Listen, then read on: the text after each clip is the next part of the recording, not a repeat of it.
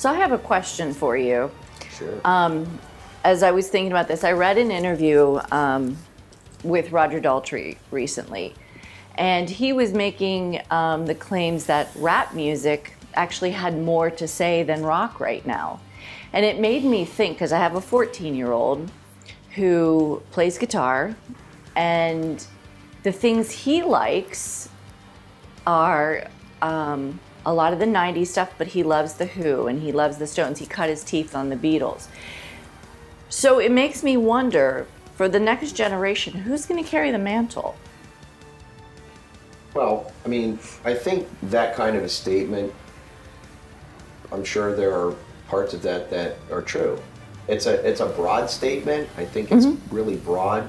I mean, there are a lot of rappers that have a lot of conviction in their lyrics that deal with social issues and injustices, and it was kind of, that's where it spawned, right? Sure. And so, like the gangster rap and all that stuff, you know, a lot of that, you know, they felt that their experiences weren't really heard outside of where they lived.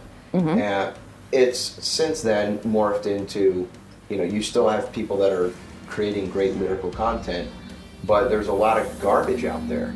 There's a lot about, all they talk about is, you know, the women and the cars and the money and the you know, the diamonds, sure, and all this materialistic nonsense.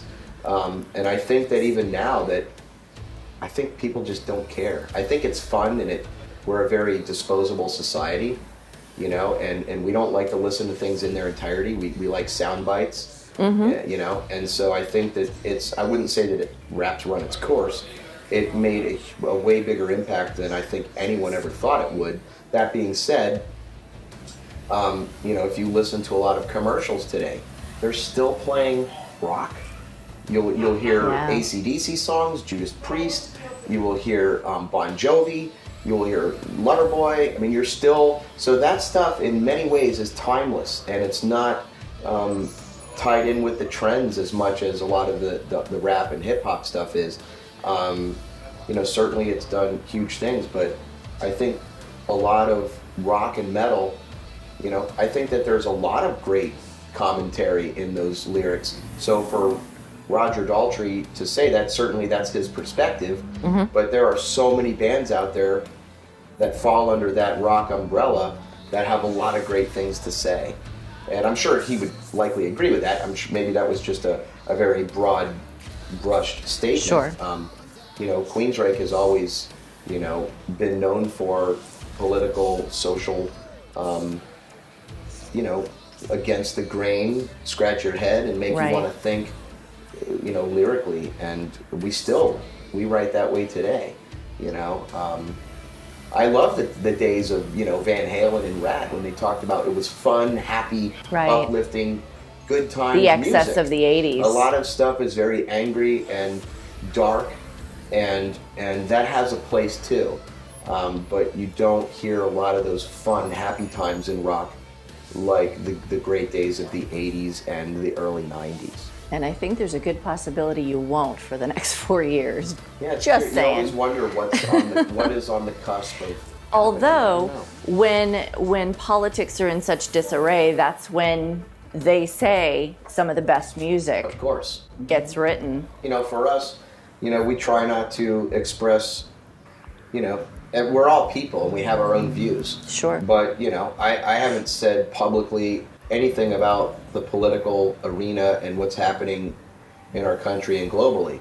You know, each of us has our own ideals, but Queensryche, from a band and an artist and a business perspective, you know, if we can say something that gets you thinking or maybe fires you up, but we didn't tell you what to think, but just to think, then I think we've done our job, because it's a very polarized world right now, and people are hypersensitive and very quick to throw the FU in your face and just get rid of you as a friend. You see it on social media all the time. Unfriend me if you like this guy, or I don't, you know, and we don't want any part of that.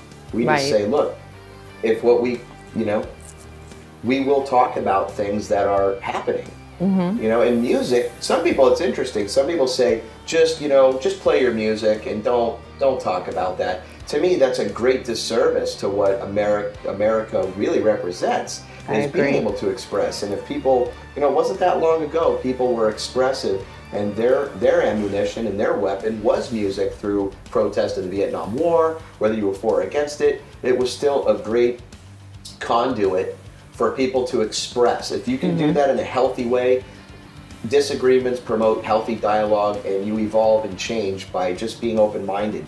You know, you're not going to convince everyone, but if everyone was open-minded to another side, you know, then we could all, I mean, we all probably have way more in common than we don't have in common. We all want the same things. It's just how do you get that?